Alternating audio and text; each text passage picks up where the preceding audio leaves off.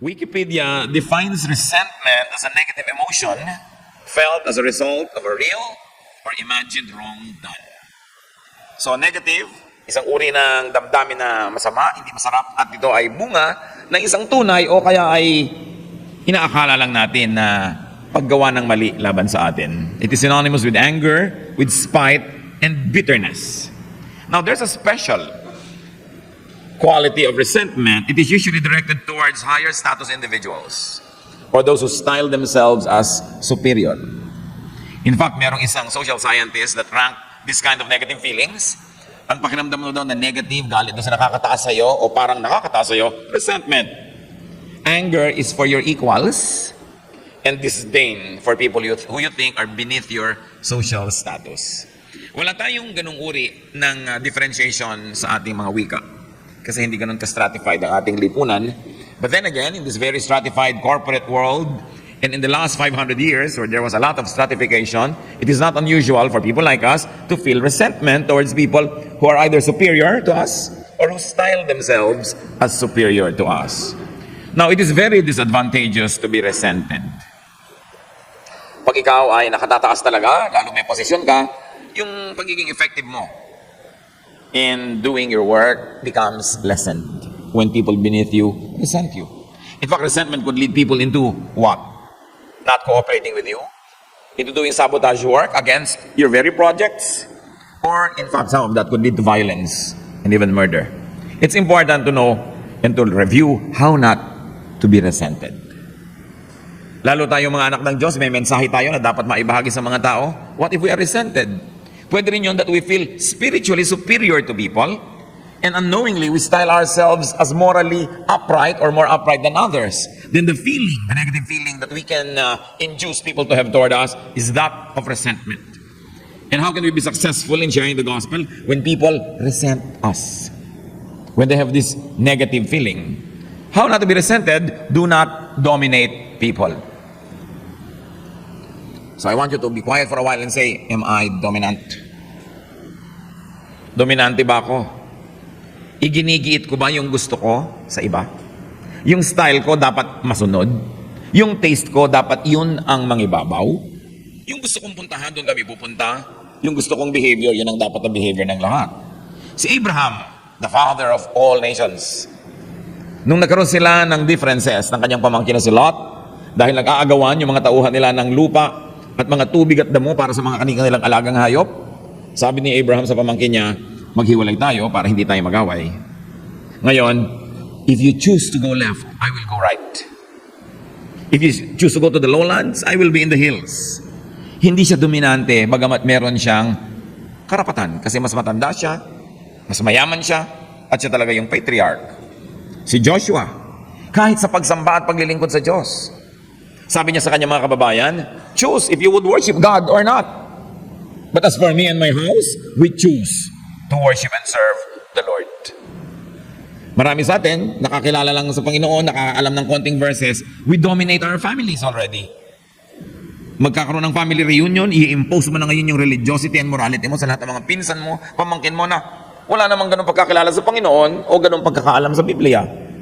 Many Bible-based Christians impose the religiosity on everyone else. That's why they resent us. Many people don't like born-again Christians. Nung minsan, nung ang day by day ay naghahanap ng mga malilipatan, at kung saan-saang mga disco house dyan sa Timog, dyan sa Quezon Avenue, papatulan na rin natin dahil total sa umaga ng linggo, wala namang tao doon kung marerent natin because we continuously look for places of worship to do our worship. Nakarating ako sa Manila Metropolitan Theater. At that time, it was still functional. At nandoon ang nanay ni, ano pangalan nun? Si Manzano? Edu Manzano. No, nandoon yung nanay niya. Siya yung director. At nung pumasok ako, sinabi ko kung pwedeng rentin yung teatro. And she was smoking. Sabi niya, born again ba kayo? Sabi ko, bakit po? If you're born again, I don't like born again people. Sabi ko, bakit naman po? Aba, kung ano na mga sinabi niya. Sabi ko naman sa kanya, may I call you tita? Patingin sa akin. Niya, okay. Tita, may I kiss you? Okay. And sabi ko, tita, born again kami, but I promise you, you're like us. And then she allowed us to use Metropolitan Theater. Although we moved to another place very soon, so we were not able to lengthen our stay there. Pero what really I remembered about that encounter was that she had this notion. She resented born-again Christians. And I won't blame her. Because of the kind of behavior, the spiritual superiority that many people who read the Bible begin to display everywhere. Pati ang Panginoong Yesus, sabi nung nag-aaway ng magkapatid sa mana, sabihin niyo nga po sa kapatid ko kung paano dapat hatiin ang aming mana. And though Jesus was Son of God and had authority on heaven and on earth, Luke 12:14, sabi niya, who gave me the right to settle arguments between you and your brother? Kahit yung ganung mga hidwaan, ayaw pasukin ng Panginoon, ayaw niyang patulan, at ayaw niyang i-impose yung kanyang personal choice. And yet many of us don't even have the right, and yan nakikialam tayo how to settle disputes of people, and we impose ourselves. You don't want to be resented, do not suppress people in a personal way. I said personal because professionally, you are entitled to suppress excesses against the policies. Halimbawa, may kumpanya kayo, required nyo sa mga men, short hair because of hygienic purpose or for whatever artistic merit, then you have the right to suppress them because they're being paid to show their faces at your company. But what I mean is personal. If you have no professional relationship or a professional reason to suppress people, don't. Marami kumisan tayo mga kala mo kasi ng mga tiya. Lahat ng buhay ng kanyang mga kapatid at mga pamangkin at mga apo, siya ang mag-i-impose, siya ang makikialam. Do you like that kind of tita? No. Walang may gusto sa mga ganon. Yung lagi nilang pinipigil ang kapwa, kinokontrol, and you want them to express everything the way you want everything expressed. So do not stop, limit, contain them according to your standards. Do not discourage, frustrate, nor punish them for not being, thinking, and behaving like you. So kung ikaw yung kumikita, nagbibigay-bigay, nag-aabot-abot, do you control everyone in your family? Kung ikaw ang medyo kinikilala o hinahangaan, choice mo na lang ba ang laging masusunod? Let's not forget that we all have our own individuality. Bawat isang tao, individual yan. At bawat isang tao, wonderful. Psalm 139, 13-14, for you created my inmost being. You knit me together in my mother's womb. I praise you because I am fearfully and wonderfully made. Your works are wonderful. I know that full well. So while we appreciate our being wonderful and wonderfully created by God, we must also celebrate every other person's being wonderful. Hindi lang tayo yung wonderful, hindi lang tayo nilikha ng Diyos, lahat din. Siya ang author of our life. So mahalaga na binabayaan mo ang isang tao na lumago kung paano siya lalago. Ma-develop kung paano siya ma-develop. Hinihingan ka ng opinion, ibigay mo, but if you're not being asked, unless you are the parent or the elder, and the person is a minor, then you are not supposed to suppress people and control them. Ang mga tao kasi, para ng mga halaman, you want to control your neighbor. Bakit sa gubat tumataas ang mga puno? Kasi nag-uuna-unahan for sunlight, and whoever gets to the top will spread its branches over the other plants, and the other plants will die because they will be deprived of sunlight. Ganyan din ang tao. Gusto natin mag-expand at the expense of other people. Merong physical expansion, kaya pagka hindi ka masyadong nagbabantay, yung neighbor mo, lumalakad yung kanyang bakod, lumalaki yung lote niya, lumiliit yung lote mo. Kahit sa mga upuan, yung may mga dalawang armrest, yung katabi mo, dalawang armrest, dalawang arms na nakarest. Paano yung katabi niya? Nakagano na lang. Natural yan. Kailangang labanan yung nature. The animalistic nature that always likes to survive and to prevail. Yan yung pinapaamo. Yan yung kinokontrol. Kaya nagkakaroon ng kabihasnan. That's why there is civilization.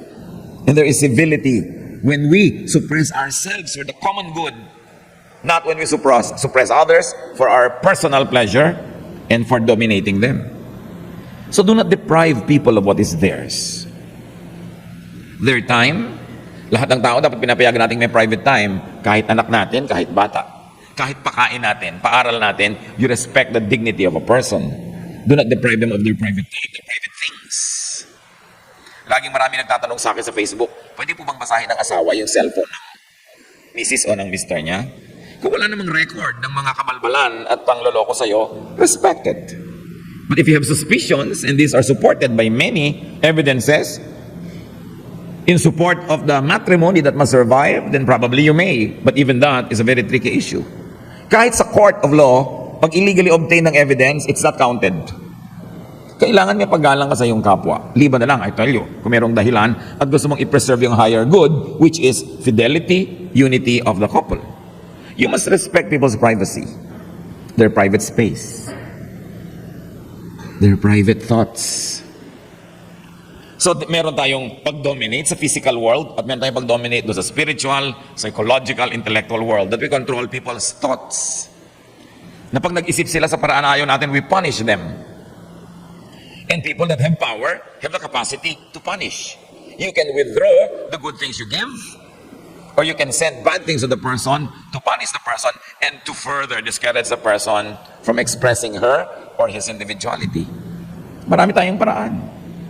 Kung minsan yung asawa mo gustong-gustong manood ng isang uri ng palabas, ayaw mo, so ang gagawin mo, uupo ka doon na parang bato, hindi ka kikibo. Actually, you're punishing the person for watching what he or she likes to watch. And actually, that is to discourage the person na next time, yun na lang gusto mo ang papanoorin. Kasi pag gusto mo yung pinapanood, masaya ka, malambing ka. Pero pagka yung gusto niya, nakasimangot ka, hindi ka, you punish a person, and punishment is a way to control behavior. So napakahalaga na binibigyan natin ng tao ng laya, that we don't dominate them. Even the personal expression of affection, we have a tendency to control that. Yung pag-express ng iba.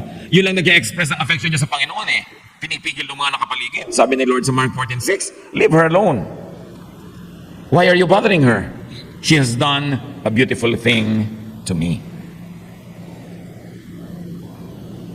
Kung hindi natin babantayan ang ating sarili, napakahilig natin makialam sa kapwa.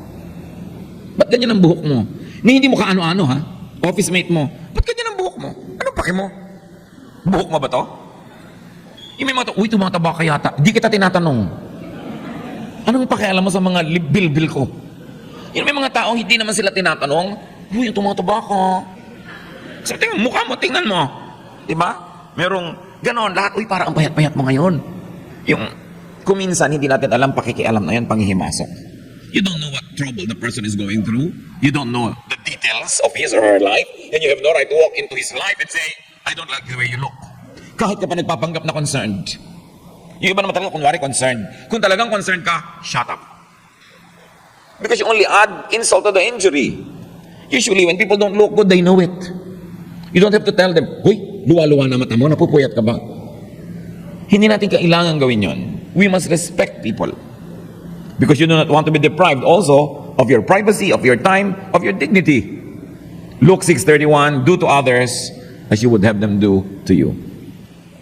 I know of a particular person na nagtampo, nagalit dahil napagsabihang siya ipayat. Pero kung magsabi siya ng mataba sa iba, yung tama-tama mo, parang hindi siya nagdaramdam pag siya yung nasasabihan. We just have to be more sensitive so people don't despise us. To succeed in life, you have to be liked. Because to succeed, you have to be helped. And people help those that they like.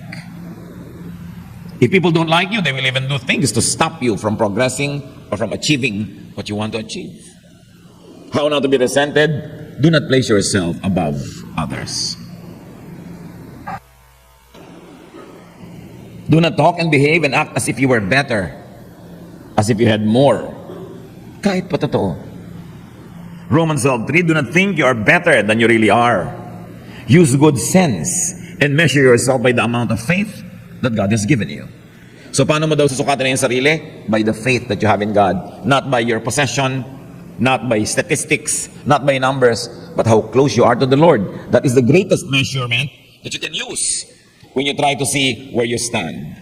So measure yourself by your faith, not by your illusions about yourself. 1 Peter 5:5-6. All of you young people should obey your elders. In fact, everyone should be humble toward everyone else. The scriptures say, God opposes proud people, but He helps everyone who is humble. Be humble in the presence of God's mighty power, and He will honor you when the time comes. Madaling sabihin, pero madalas makalimutan, to be humble. Kahit ka merong ipagyayabang at totoo naman, be humble. Ngayon, kung wala kang pagyayabang, lalo naman, be humble. Do not present or style yourself as superior. Minsan hindi natin nahahalata yan, ha? Merong isang tao, may sasabihin word wrong yung pronunciation, iko-correct mo agad. You are saying you are superior, that you know better than that person. When you're not being asked, especially in the presence of many people, will it kill you or anybody to just be quiet? Kung gusto mo i-correct yung isang tao, i-correct mo na lang later. One time there was a person who was attending a Bible study with a group for the first time. At doon lang siya magbabasa ng Bible, pinabasa-basa ng teacher. Yun naman nagbasa, sabi niya, well, they went and crossed the Euphrates River. Sabi agad ng teacher, okay, so they crossed the Euphrates River. Yung next sentence ng teacher, sinabi niyang Euphrates to correct yung Euphrates. Can it not wait 3 sentences or paragraphs later before you read it the way you want it read? But you're displaying your knowledge at the expense of somebody's kahihiyan. Yun yung sinasabi kong you're acting superior. Sometimes we think it is solicitous, it is kind, that we like to correct the person, but does the person like to be corrected? And does the person like to be corrected that time, that moment, in that place? Merong foreigner nakakain bigla ng suman, kinakain niya yung dahon. Ano gagawin mo? Ipaghihintay mo pa ba tomorrow? No. Doon mo na pwede nga ipakita na tinatalupan mo yung suman kasi nalalagay na sa alanganin ng kanyang kaligtasan. Lalo't suman sa ibos, mahirap yatang i-digest ang dahon ng nyog. So may panahon na pwede ka mag-correct kasi hindi man nakaka-embarrass i-correct ang isang foreigner na kumakain ng native food, hindi niya alam paano kanin. Pero lalo sa atin, when we consider lack of proficiency in English as one big kapintasan, then people are sensitive when they are being corrected pag wrong ang grammar. There's always a time for correction, but don't do it in front of other people because you are displaying what? Superiority. In terms of position, must you always say your title? Yung eto si ganon, eto si ganyan. Ito si doctor ganito. Pagka hindi ganon yung mode ng mga introductions, you don't need to introduce your relatives, lalo mga magulang. Itong anak ko, yan si doctor ganito, si engineer ganon. Do I need to know the professions of your children? We just stumble into in the mall.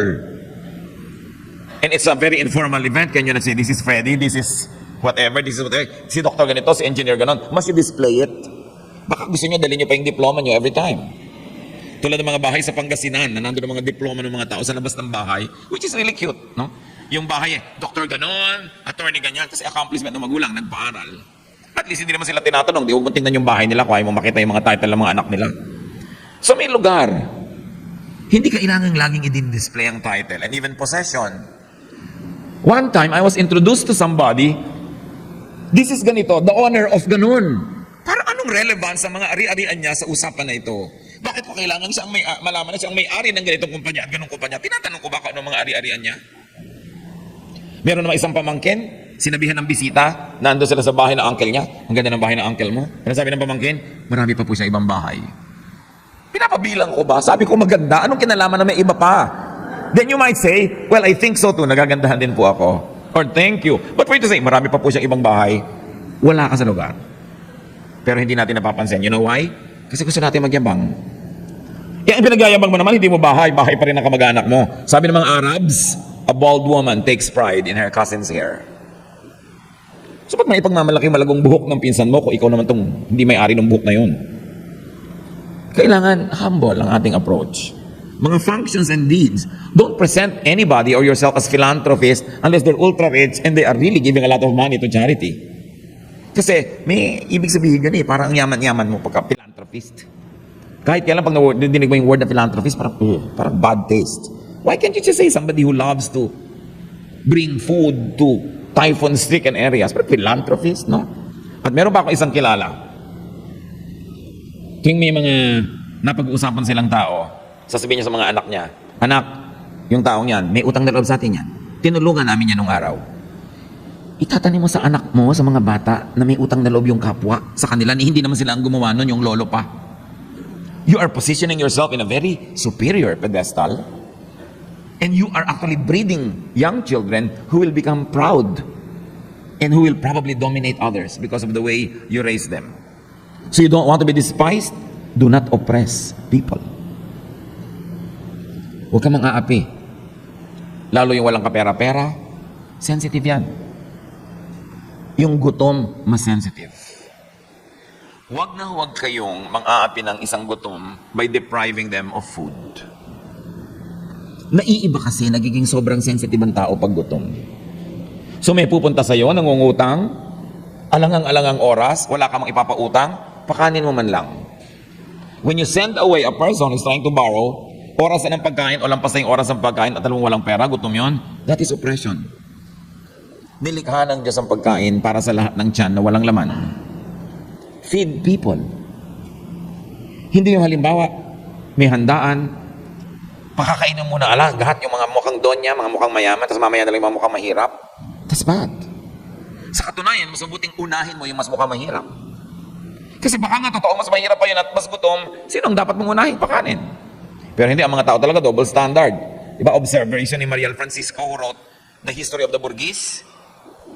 Pag may handaan daw tayo, at ang kumakain mayaman at pagkarami-raming nakain, sasabihin ng may handa, may gana po kayo, misis? Diba? May gana kasi mayaman. Ngayon, pag mahirap yung kumakain, marami kinakain, sabi, patay gutom. Pareho lang na may kinakain yun, pero yung iba yung paningin mo sa mayaman at saka sa mahirap. That is oppressive. Di ba yung mga mayaman, pag may mga sakit sa balat, allergy, pag mahirap, galis, buning baligtad, buni, iba-ibang pangalan. It's the same thing. But then we oppress people who are weak or weaker than we are. And that's what the Lord hates. The Bible hates oppression.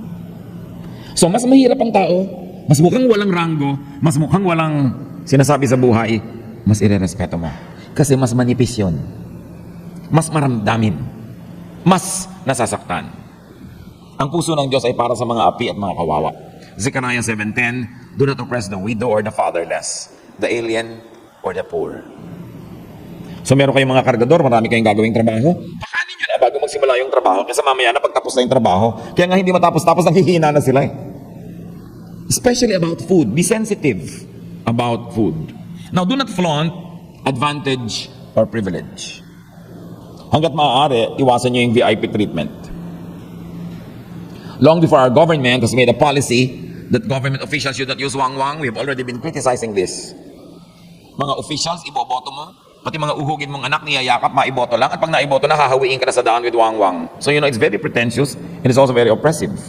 Avoid VIP treatment as much as you can. Unless you really are VIP and you need speed to be able to do your mission. Or you need to be secured because you really are in a security situation because you're an important person. Because you are visible. But unless you need speed, katulad ba ng presidente, lahat ng ginagawa niya nearly are affairs of state. Dapat talaga may wang-wang ang presidente dahil halangan mo na traffic siya, hindi siya nakarating sa kanyang state visit kung saan dahil na-delay siya sa airport, pagpunta sa airport. Yun talaga, may mga VIP part na talagang kailangan nila yon. Why? So that they could dispense of their duties effectively. But unless you need a VIP treatment to dispense of your duties to people, to the community, do not encourage people to give you that. Huwag yung lagi ang gusto mo, nakaupo ka sa importante. Kung minsan may mga gate crashers, hindi naman imbitado, but because they have a high opinion of themselves, uupo pa sila sa presidential table. Uupo pa sila doon kung saan yung importanteng mesa. And we know people like that. Gate crashers who go straight to the presidential table, and because many are polite, hindi na sila nasasaway. Do not ever abuse it. Kailangan ng tao, hindi natin inaapi yung mga karaniwan. Lalo't kung totoo na special ka, hindi mo na kailangan yun i-flaunt. Romans 12:16, do not be proud, but be willing to associate with people of low position. Do not be conceited. How else not to be resented? Do not dishonor people. Magkakamag-anak lang naman yung mga pinag-usapan natin kanina pa eh. They're all related. Do not dishonor people with your airs and with your antics. So Esther 3:5, when Haman saw that Mordecai would not kneel down or pay him honor, he was enraged. Pag binabasa natin yung story ni Esther, dahil palibhasa at kamping-kampi tayo kay Esther, niisip natin, kontrabida si Haman, pero actually may problema din si Mordecai, na kamag-anak ni Esther. Mordecai was not giving to Haman, who was a high government official, the courtesy that was due him. Kaya marami rin ginawa si Haman na binalak against Mordecai and even against the whole Jewish nation. Dahil galit na galit siya dito, si Haman kay Mordecai. Akala natin si Haman lang may problema. I personally think that Mordecai also has a problem. Because he would not respect a high-ranking government official. Meron din siyang ere. Kaya humaba yung gulo, ang daming nasangkot. Romans 12:10, honor others more than you do yourself. How can you honor another person? Pag nakakita kayo ng mga Hapones, na ang kanilang kultura talaga is a culture of courtesy. Kaya pag nagbaw yung isa, baw din yung isa, baw din yung isa, baw. Kumisan, 5 baw na hindi matapos-tapos yung baw nila na ganon. Why? Kasi yung, pag may huling nagbaw at hindi mo niretain yung baw, you consider yourself superior. So kung talagang matanda siya, tatay mo, baw ka, magbabaw lang siyang isa, tapos na. Magbabaw ka uli, dapat. Siya hindi na, kasi tatay mo naman talaga. Halimbawa, very clear yung social stratification. Alam mo kung sino ang huling dapat na magbaw. Pero halimbawa, equals kayo, company to company, pareho kayong presidente o manager, hindi matapos-tapos yung pagbaw. Why? Because nobody likes to be allowed na siya yung binawan tapos hindi na nireturn. Courtesy. Mahalaga na ito, embarrass people by taking on airs, by showing and displaying your superiority. Kahit ang mga anak ng Diyos, kahit yung mga Kristiyano nung unang-unang batch or generation of Christians, merong mga mayayaman, pupunta sila sa Lord's Supper. Alam niyo nung araw yung Lord's Supper, supper talaga. Parang isang napakalaking supper, pero kanya-kanyang dala ng pagkain. So ano nangyayari? Yung mayayaman, ang daming dala. Yung mahihirap, halos walang mailabas sa pagkain. At nag-iinarte na yung mayayaman, ang dami-dami nilang dala, hindi na sila naghihintay doon sa mga medyo mahihirap. Nauna na silang kumain, nagkakanda busog-busog sila, nagkakalasing-lasing na sila doon sa Lord's Supper, kaya napagalitan sila. 1 Corinthians 11:22, don't you have homes where you can eat and drink? Do you hate God's church? Do you want to embarrass people who don't have anything? What can you say to you? What can I say to you? I cannot, certainly cannot praise you. Bakit nagagalit si Paul sa ibang Corinthians, lalo yung may kaya? Sabi niya, Lord's Supper ito. The whole church joins together in a fellowship over a meal. Kanya-kanyang dala ng pagkain. Kailangan bang i-display mo lahat yung mga first class na pagkain mo? May bahay ka naman, ba't di ka doon magpakabusog? Ba't di ka doon kumain ng kumain? Why can't you go simple? Para hindi magkaroon ng inferiority complex, yung katabi mong mesa na inilalabas lang nilang pagkain ay napakasimple o kulang. Pag may mga anak kayo at halimbawa ng youth camp, okay, ang ganda-ganda ng mga bedsheet yun, ng mga comfort ninyo at kung ano-ano pa. But don't you want them to bring the simpler bedsheets? Gusto niyo ba na yung anak niyo, pag inilatag niya yung bedsheet niya, ang ganda-ganda na ganyan, super new and super nice, tapos yung katabi niya, sako, yung dala?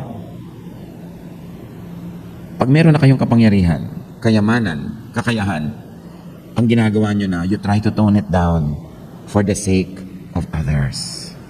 Not to flaunt it, tapos ay embarrass yung mga ibang mga walang ganong uri ng kayamanan. Okay, kayo magpipinsan, magka-classmate nung araw, dumaan ang panahon, yumaman ka na, sila hindi. Pag may mga reunion ba kayo, talagang isusuot mo pa talaga yung mga langkay-langkay mong mga hikaw? Won't you go simple? Won't you dress down? Kailangan ka ba lagi mag-dress up? You dress up when you want to be brushing elbows with people who also dressed up. Maybe. But to dress up when you know that everybody else is actually not dressed well is to flaunt what you have. It is displaying what they don't have or probably cannot have. You will be disliked. Ang pinakamahirap na atensyon na mapunta sa'yo ay inggit ng iba. Sikapin yung huwag kayong kainggitan. Lalo't kung talagang kainggit-inggit kayo, tone down. Lay low. Be simple. Huwag kayong makainggitan. Kasi ang taong naiinggit, nasisira ang pag-iisip, nalalason. At ang tao na iinggit, ang ambisyon, sirain ang kinakainggitan. You don't want that in your life. Nasa simple kayong neighborhood, na kapag abroad ang asawa nyo o tatay, biglang yung buong dingding nyo talagang LCD, talagang plasma TV. Alam nyo, ang gagawin ng kapitbahay nyo, babatuhin nila yon. Kaya kung minsan, lalo nang umuso yung mga component ng araw, palakasan. Kasi ang tatay nito nasa Saudi, ang tatay ng isa nasa Iraq. Palakihan ng mga TV. Why do that? I-display mo yung mga kayamanan mo, tapos pag may utang sa'yo, hindi ka naman magpapautang. Para ano? Minsan ganun tayo sa ating mga anak. Gusto natin bida sila, star sila. May outing sila, may lakad. Gusto mo yung anak mo pinakamaganda yung damit, pinakaganon. But do you really want your child or grandchild or nephew or niece to grow up in a very competitive atmosphere? Na laging kailangan sila yung panalo, sila yung pinaka, sila yung pinakamaganda, sila yung pinakamaluho. What kind of personality will you breed? Kaya dapat anak, simple lang ang gamitin mong damit. Bakit po? Yung mga classmate mo simple. You must blend. Hindi, itong gamitin mo para lumulutang ka. Yung mga ambisyon ng mga magulang na baliktot, nasisira yung personality ng mga bata. Dahil ang nagiging Standard nila, laging dapat silang sumikat. Dapat sila lagi yung mapansin. This is ungodly. And it invites resentment. You don't want that in your life. So choose to be liked. Choose to be respected. Choose not to be resented. It is too short a life to be strongly disliked by people. When people dislike you, they want to help you. In fact, they might even do something bad to you. Or when you speak to them, especially about the Lord, they will not listen to you because there is no connection. So, maraming may nagsasabi sa inyo, hindi naman ako nang resent eh. Hindi naman ako resentful eh. Diba? Or hindi naman ako nakakainggitan. Hindi ako naiinis sa mga matataas. No? Pwede natin sabihin, salamat. Ang gandang quality that you don't resent people who are really superior, who are really talented. That if your neighbor is a talented person, nanalo na kung anong contest, you rejoice. Hindi yung naiinis ka o nagagalit. That's a very good quality. It is something to be desired. Pero kung sakasakali man, no, na hindi kayo yung kinakainisan o kinakaingitan, pwedeng kayo naman yung nagiging resentful. So I like you to think this way. Meron ba kayong nakakainisan dahil parang superior siya? Do you resent anybody? Maybe a powerful person. Maybe somebody who dresses better.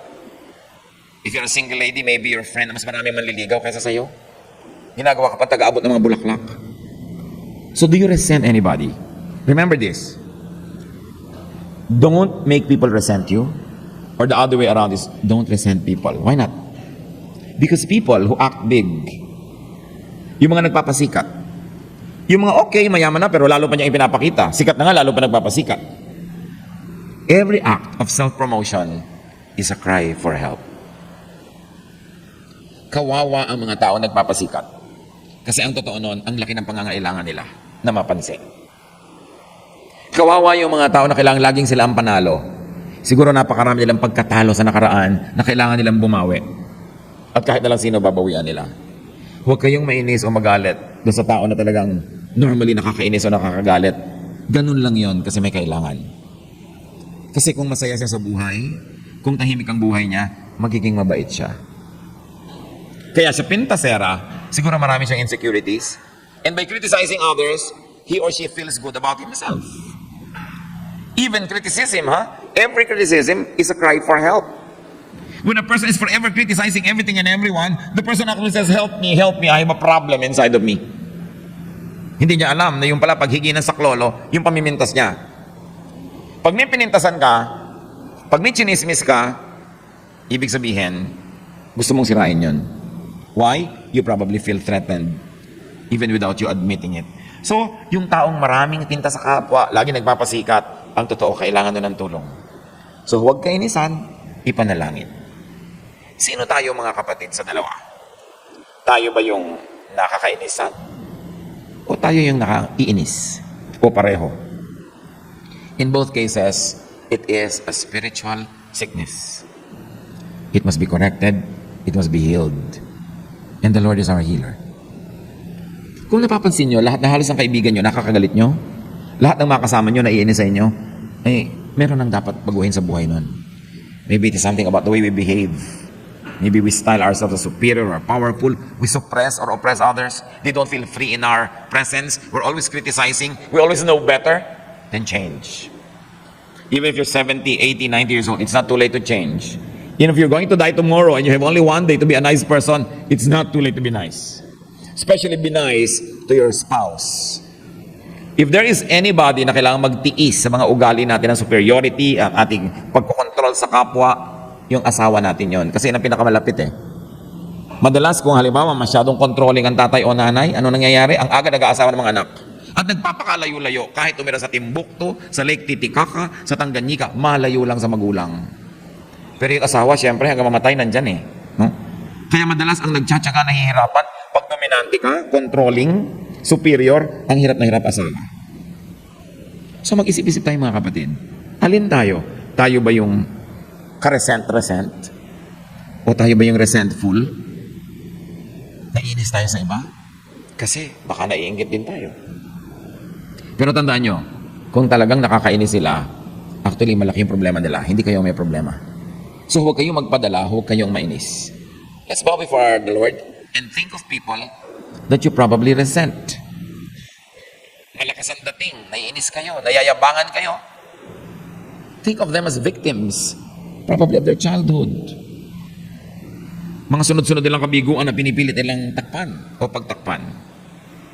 At kuminsan kahit mayaman na sila, sikat, pero hindi pa nila naintindihan yon, pinipilit pa rin nilang pataasin pa ang sarili. That is a kind of spiritual illness. So think of people you resent, and I will ask you to pray for them right now, quietly. Kung wala kayong maisip, hindi huwag yung pilitin ng sarili nyo. Pero kung talagang may mga taong you resent because they seem to be superior, they seem to be better, they seem to have what you don't have, they seem to have a better life, a nicer everything, and you feel resentful, first of all, seek forgiveness from God and pray for those people na kung ano man ang mga spiritual illnesses nila, gumaling din para hindi na malakas ang dating nila, magiging secure and therefore serene. Pray silently.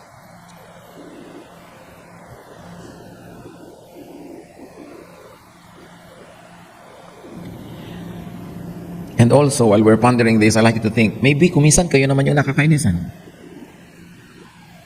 Kumisan tayo yung malakas ang dating and people resent us. Let us review our ways.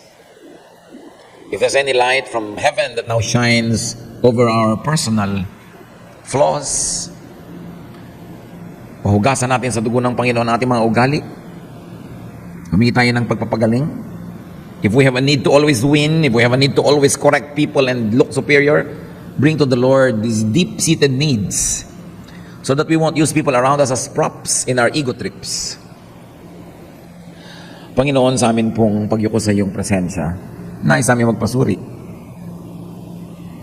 Nais namin makita, Panginoon, ang tunay naming kalagayan sa tingin ninyo. Nakakainis ba kami? Do we control, suppress, and oppress people? Do we style ourselves as superior, better? Forgive us. Teach us, Lord, to have a more honest assessment of ourselves and to assess ourselves by our faith, not by our rank, not by what we know or have, but by our faith in you. Turuan mo kami, Panginoon, na magbaba ng kataasan, magpaganda na aming mga ugali kung may kagaspangan kami na hindi namin napapansin. Teach us to appreciate people more than to demand attention and appreciation. Teach us to rejoice and celebrate the good things that happen among the people around us and not to be resentful or envious. At kami, Panginoon, ay suriin mo rin kung meron kami mga kinakainisan, unawain namin sila. Nakita namin ang kanilang kalagayan. At maging pagpapala kami sa kanila, Panginoon. We are your children. Children of light. Children of God. Children of eternity. Maging daluyan nawa kami ng pagpapala tungo sa mga taong nasa paligid namin. Una, maging pagpapala kami at hindi katisuran. At pagkatapos, Panginoon, makapag-minister kami sa mga taong unay naiinis kami, pero kung uunawain pala namin, dapat din kahabagan at dapat tulungan. Magbulay-bulay pa tayo, mga kapatid, samantalahin natin ang pagkakataong ito. Para kami mga relationship tayo nasisira dahil sa mga ugaling ito, maitama natin, it's not too late. And we can change from glory to glory so that God may be glorified and we will be called children of peace, children of God. So continue to be silent before the Lord and ponder the personal message that God likes to give you. Lord, as your people are silent, continue to speak to us.